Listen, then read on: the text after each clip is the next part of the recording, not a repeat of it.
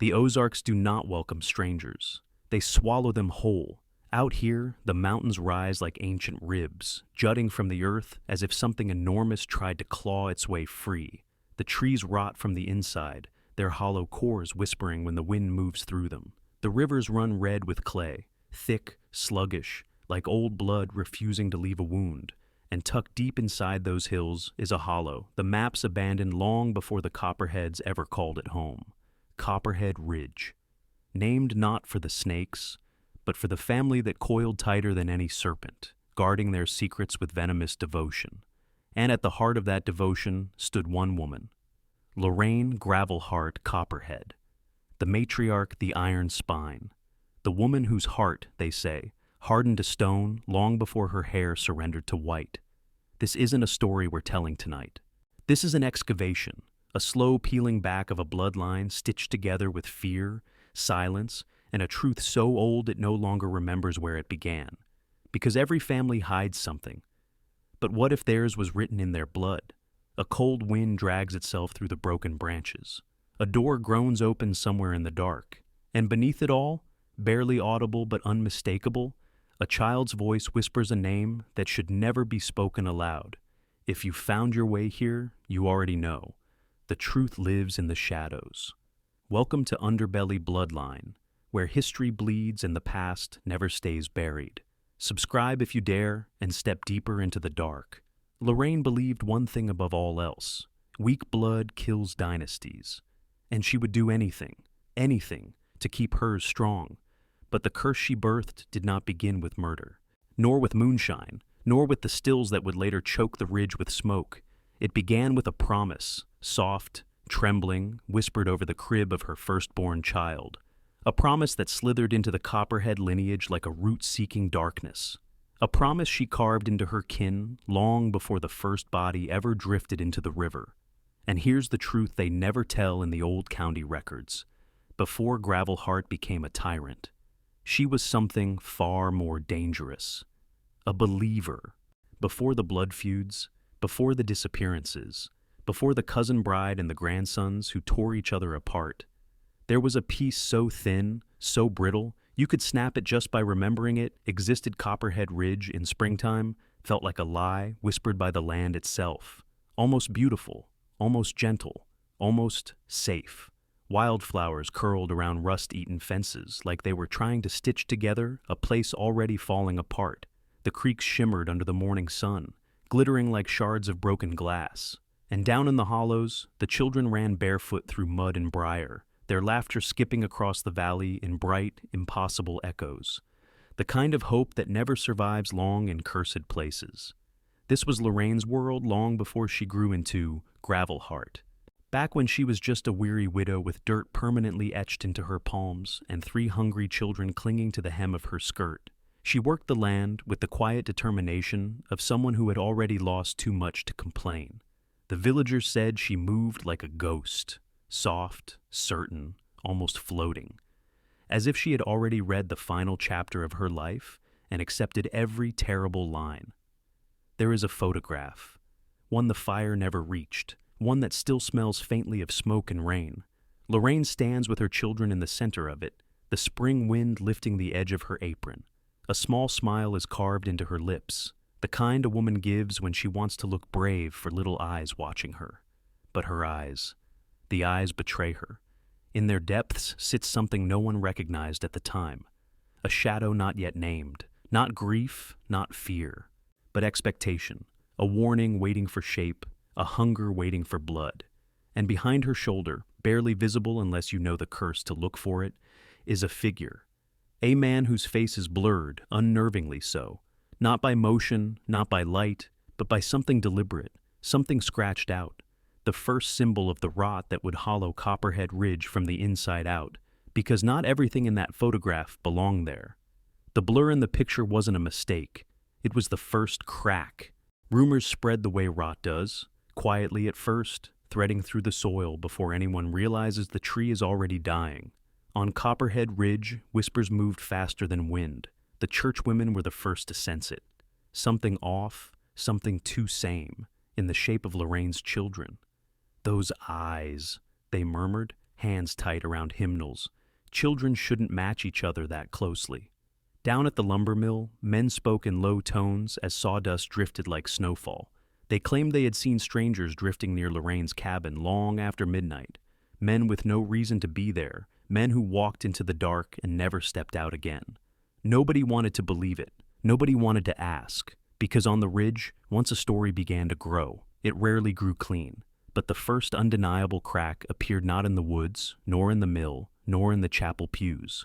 It happened at Lorraine's own table. Her youngest boy, Eli, barely 8, all ribs and wide eyes, looked up from his supper one night and spoke with the innocent calm of a child who doesn't yet know what truth costs. "Mama, who was the man in the photo?" The room went still, the kind of still where even the fire hesitates to pop. Lorraine's fork froze midair, suspended like it too feared gravity. Her breath didn't.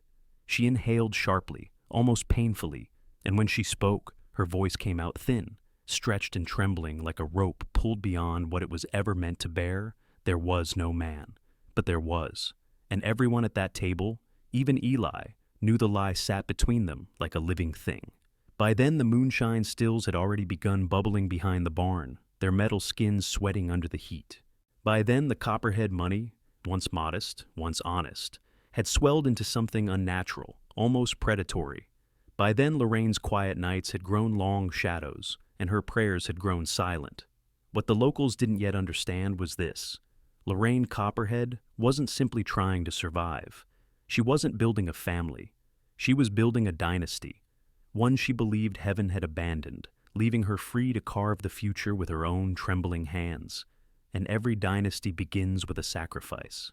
By 1936, Lorraine Copperhead had built an empire out of fire, sugar, and fear. Her moonshine wasn't just the strongest in the Ozarks.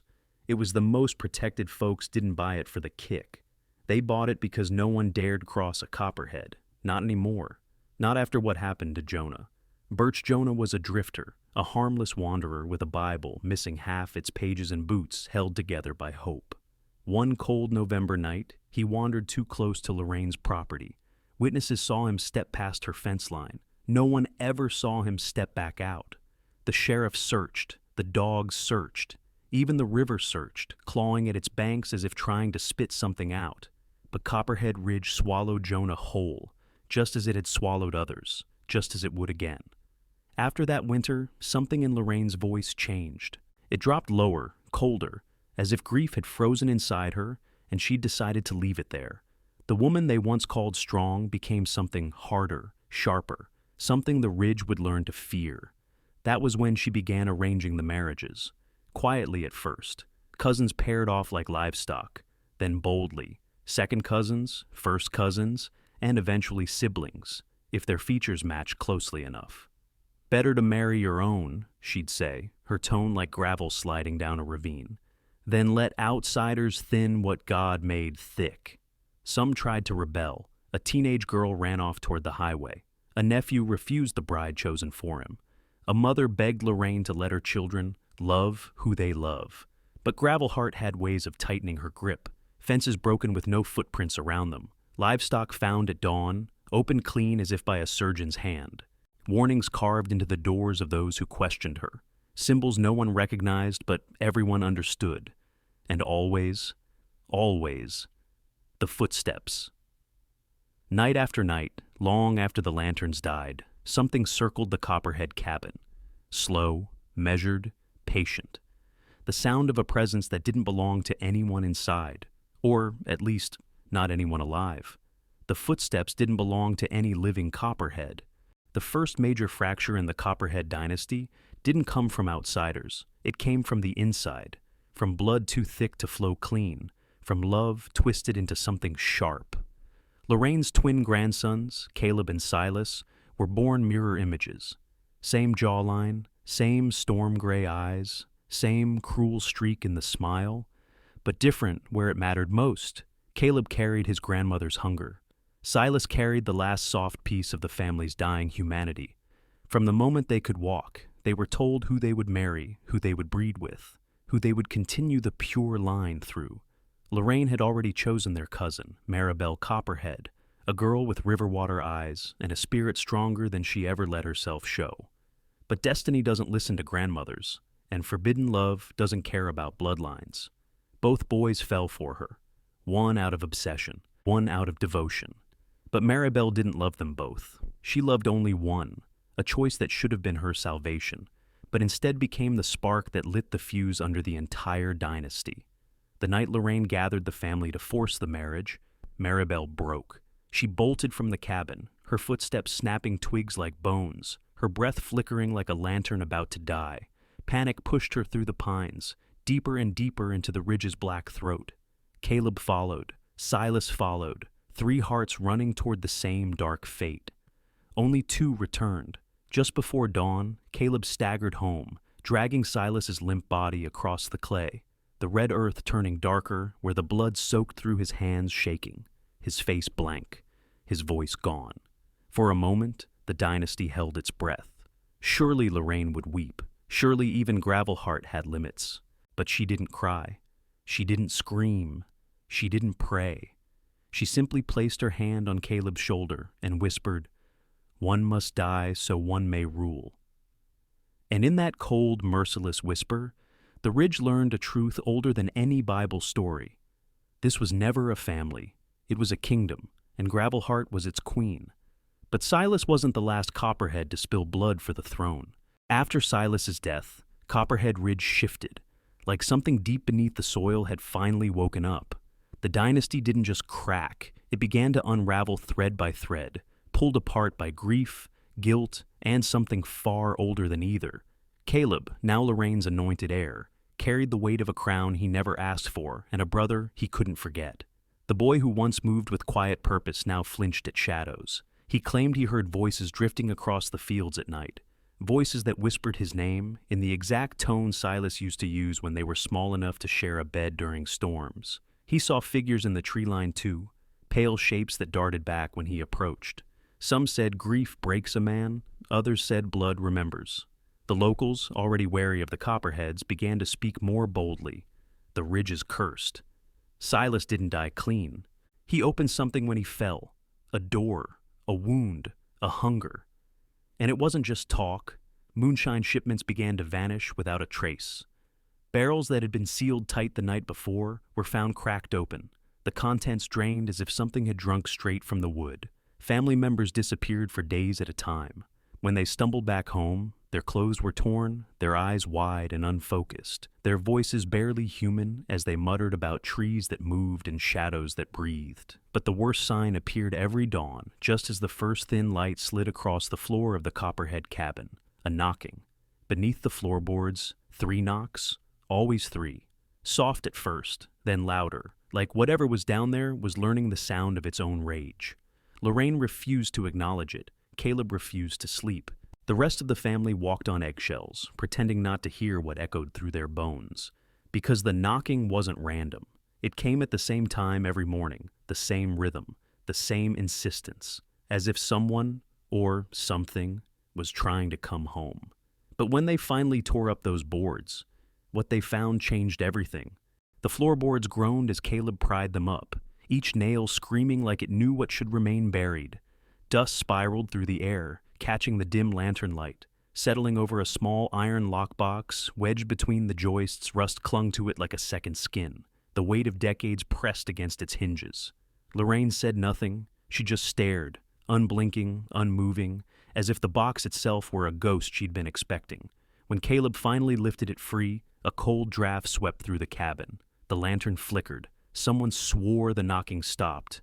The lockbox resisted at first, its metal warped by time, but when it opened, the room changed. The air felt heavier, the silence sharper. Inside were only 3 items, simple, ordinary, and devastating. The first, a bundle of long, dark hair tied with a single thread, too neatly kept to be a relic, too intimate to be discarded. It looked freshly cut, though everyone knew it couldn't be. The second, a photograph of Lorraine standing beside the blurred man from the family portrait. Only now, his face wasn't blurred, not scratched, not damaged, clear, whole, recognizable, the same jawline as her son's. the same eyes as her daughters, the same blood as everyone on the ridge. And then, the third item, the one that broke whatever remained of the dynasty's spine. A note, folded small, the edges trembling from a hand that must have shaken as it wrote, "He was your brother. Forgive me." Caleb's breath hitched. Someone behind him whispered a prayer. Lorraine closed her eyes, but a tear never came. Her brother, the father of her children, the seed of every branch twisted into that gnarled family tree, the truth behind every arranged marriage she enforced, behind every warning about weak blood, behind every rule she carved into her children's bones. Lorraine Copperhead hadn't been protecting a dynasty.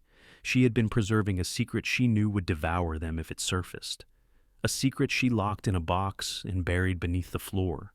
Praying time would forget what blood never does, and the truth didn't just collapse the dynasty, it destroyed it. The truth didn't strike Caleb like lightning, it sank into him, slow, merciless, the way cold river water seeps into bone. The moment he realized who his grandfather truly was, something essential inside him cracked. He stepped out of the cabin without a word, the door swinging in his wake like a mouth left open in shock.